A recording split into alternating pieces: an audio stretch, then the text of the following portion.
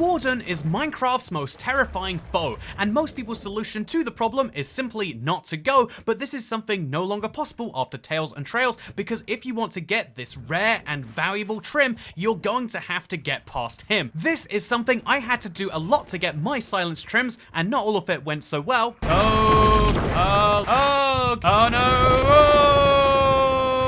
But after dozens of Warden experiences, I've now seriously improved, as you can probably tell, by my beautiful silence trim set. But how did I do it? And most importantly, how do you get your hands on the other 5 rarest and most valuable smithing templates in Minecraft 1.20? Today, I'll give you a guide, because each of these structures isn't just hard to find, but also a rare mob that will put you in a bind if you come across it without being prepared. And so today is how you prepare for all of these, especially this big guy right here, because there is an easy way out of every one of these situations, even this terrifying one here. Oh lord. Oh dear god. But rather than showing you another clip of me looking like a deer, let me show you a very big house. I actually live right here. I placed a bed in there and a crafting table, and there are some hostile, roommates in here with me, but it's totally fine otherwise. I mean, sure, these guys have iron axes that do more than half your health bar and damage, and sure, this guy literally summons tiny dudes with swords to fly at you through walls, and also has this magic attack that seems to summon spikes out of nowhere, but besides that, this place is totally fine. But seriously, it actually kind of is. The Woodland Mansion is very terrifying at first, but it does contain the Vex trim, and so you're going to need to come here. However, I recommend, rather than going through the main corridors, these are filled with mobs, instead you take an approach of coming in from either above or come in from the side, but at a very high angle, like a very good burglar, because this is where the chests are actually found, like this one, which is in a boxing ring room, or this one, which is a bedroom with a very questionable closet design, but the second floor of this also has a chest in it. Then there's this one, which looks a lot like a mine shaft, but made from wood, or almost like a fossil, but it's just above the door, hidden quite well. In fact, speaking of hidden, you can find chests in rooms which literally do not have entrances. This one is found on the ground floor, just attached to nothing, and this one has 2 separate chests and is also attached to nothing whatsoever.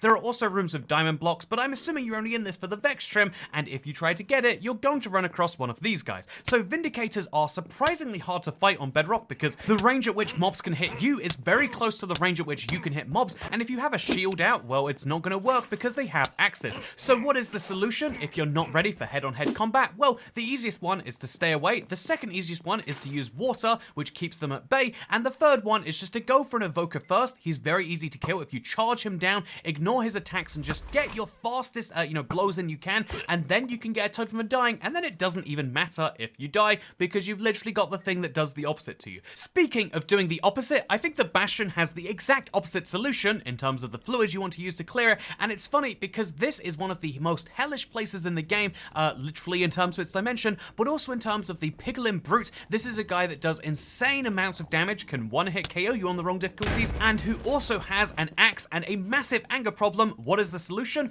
Well, the Piglin Brute is found amongst a bunch of piglins, and if you attack the brute, then the piglins will attack you because you've attacked one of them. This means that wearing gold armor into the Bastion works really well until your first Piglin Brute comes at you, and then everyone gets real mad. So the solution is to take down as many piglins as you can, which is as simple as just knock them into lava by slowly pushing them, or simply bring the lava to them. If you use a lava bucket, because you should already have a bucket to get to the nether anyway, make sure it comes pre-filled with the fiery nacho cheese, and you'll be able to take down all of the piglins that you please. In fact, when the piglin brutes come towards you, it gets even better because they will be instantly murdered as well, but it's even better than just doing a lot of fire damage. If you put the lava bucket right at their feet, they'll actually get stuck in it trying to swim their way out, but because it kills them in just a few seconds, they will not be able to do that, and you'll actually be able to keep yourself safe, as well as making sure that none of the other piglins are alerted to your presence. This is a win-win to me, and it's the easiest way to get the Snout trim, and I guess if you were also looking for that netherite upgrade, you'd be able to find it here, but ultimately the Bastion is a good place, and the harder part of it at a certain point is actually finding one and keeping yourself safe.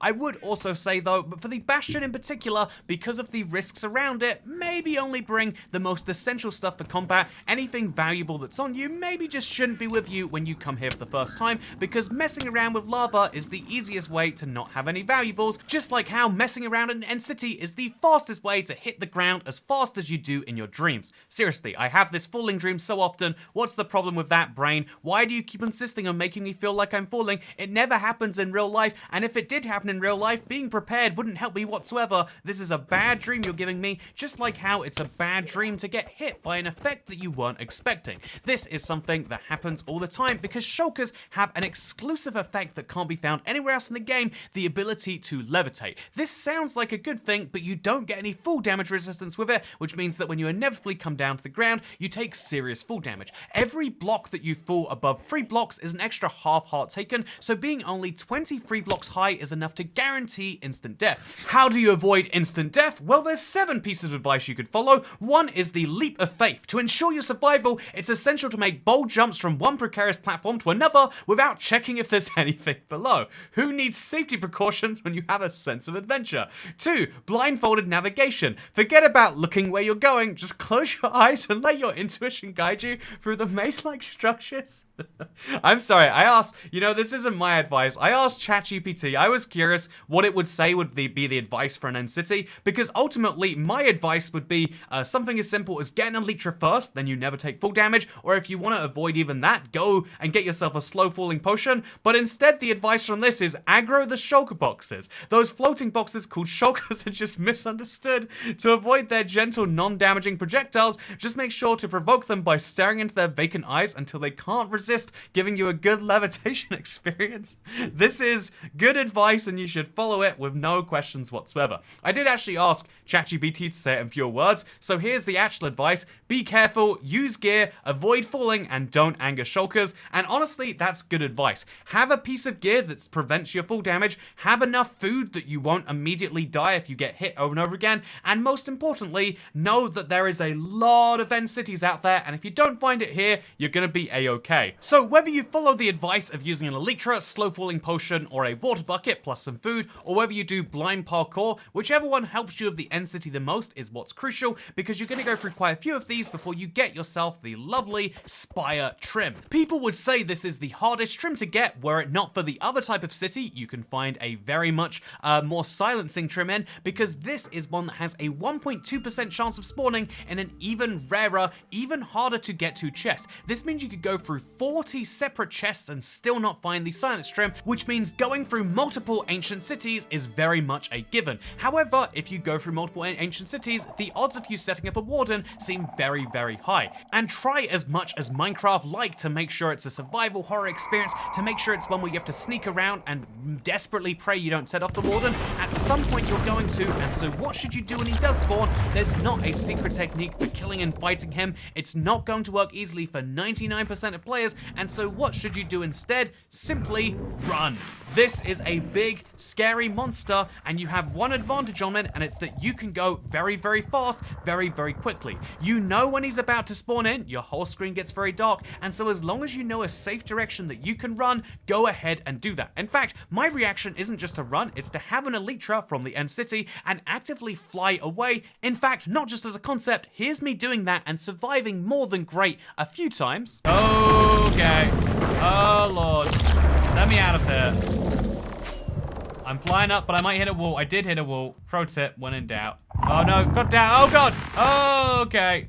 If you run away from an evoker, you don't get the Totem of Undying. If you run away from a shulker, you don't get a shulker box. These are two of the most valuable items in Minecraft, but if you run away from a warden instead of fighting it, do you know what you're missing out on? You're missing out on a single Sculpt Catalyst, something which you could find anywhere around this place very easily. There is not a single other mob in Minecraft that has such a poor risk-reward ratio, so why are you going ahead and fighting him? It's like trying to pet a polar bear because yes, they are very cute, but have you seen them in the real world? They literally mess up humans. Yeah, I want this guy to be friends with me, but I also know he's going to kill me. And so, very much the Ancient City is a game of do not activate the Warden. That's a good idea, but when one does activate, just go to the very other side. Exploring the entirety of this place can be hard, so make sure you bring a ton of torches, but I think night vision was the biggest single guide that helped me out in this place. If you want to find the silence trim, you have to open chest after chest after chest, and so having some way to mark the places that you've been and some way to see where you need to go next is extra important, because sometimes there's going to be a big guy, the equivalent of a polar bear in terms of how cute he is, but he's going to want to destroy you almost as much as a polar bear. You know, the warden's fictional, but polar bears genuinely do want you dead, and sometimes they want you dead even through walls, damn it.